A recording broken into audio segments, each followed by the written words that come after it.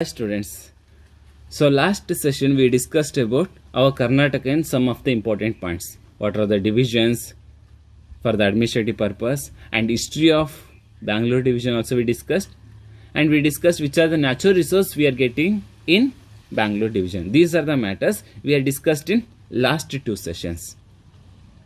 So now once again in this class we are discussing in Bangalore division we can see some of the area forest and wildlife, and we can see national parks also. So these are the matters we are discussing in this class. First of all, we want to discuss about forest. How many areas is captured by forest, or which district in we can see highest forest or less forest, and animals, and which are the trees we can see in that forest, or any special features in that forest. These are the matters we are discussing in this class. Okay, now first of all we want to know in Bangalore division we can see forest also. In this forest is most of the forest is located in only one district in Bangalore division, that is Shimoga. In we can see highest forest, that only they saying dense forest means thick forest we can see in Shimoga. So that means less forest in which district in we can see in Bangalore urban. In Bangalore urban we can see only less forest. So now we understood where is highest and where is less forest.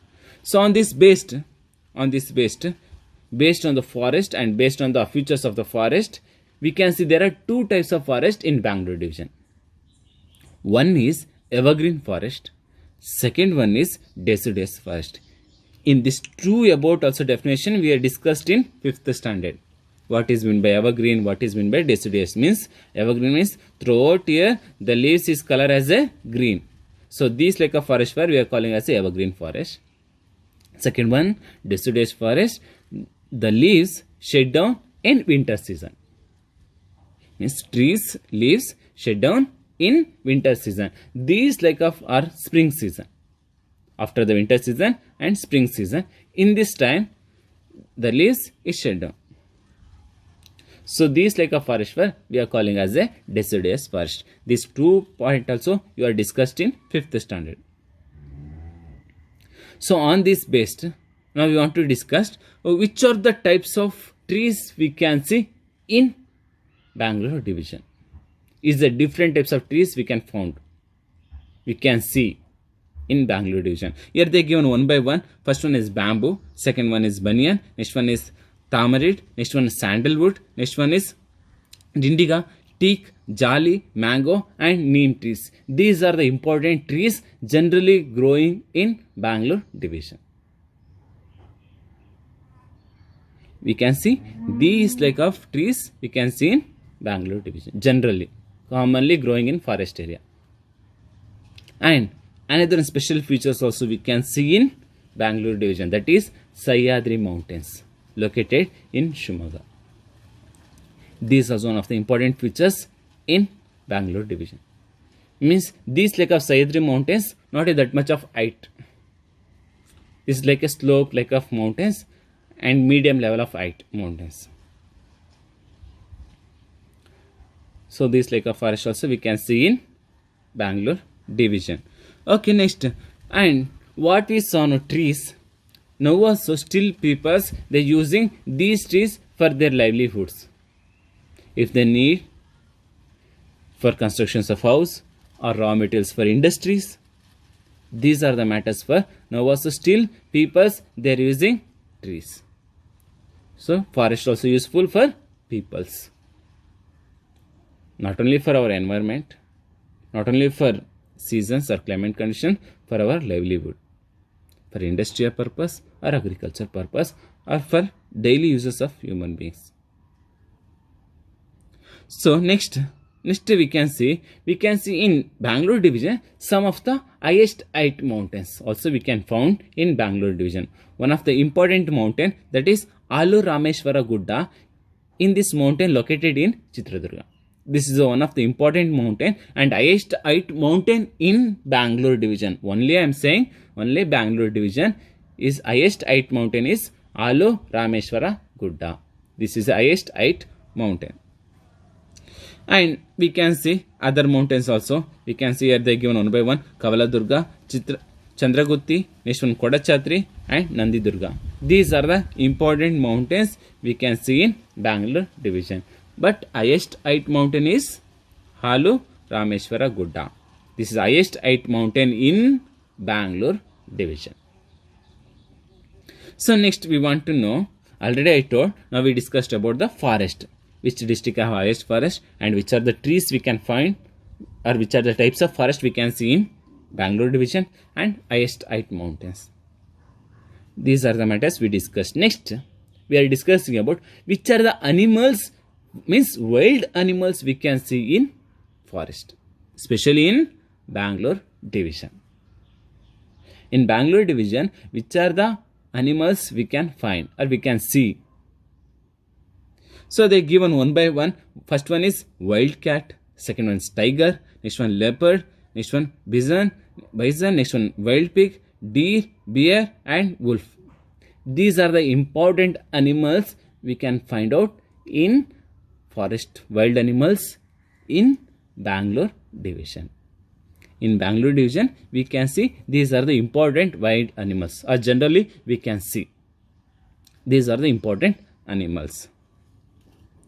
And in that base we can see animals also, they protecting the forest. You all are knowing they always protecting the forest. And we can see some of the national parks also we can see to protect animals. To protect animals and to protect a forest, our department or our central government or state government established by national parks to protect them. We can see some of the national parks here. Okay, one by one they are given. One is Jagamatti in Bangalore, Bhadra Wildlife Sanctuary, and Sharavati Wildlife Sanctuary. Next one, Shettalli Wildlife Sanctuary, Gudavi Bird Sanctuaries, and Mandagadde Bird Sanctuaries in Shimoga. And another one also we can see Kaggaladu Bird Sanctuaries in Tumkuru. Next one, Rama Devara Betta Velachur Sanctuaries in Ramanagara.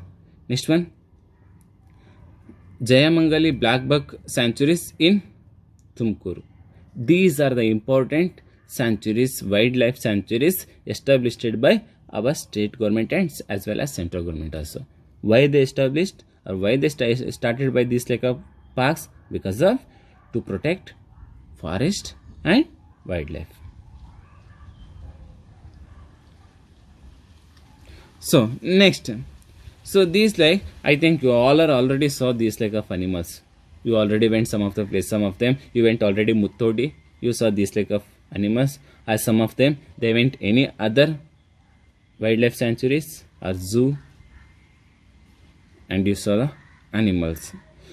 So now we can see these like of animals always the resource of our environment because of they balancing the environment. Animals, they balancing the environment. So we want to protect the animals.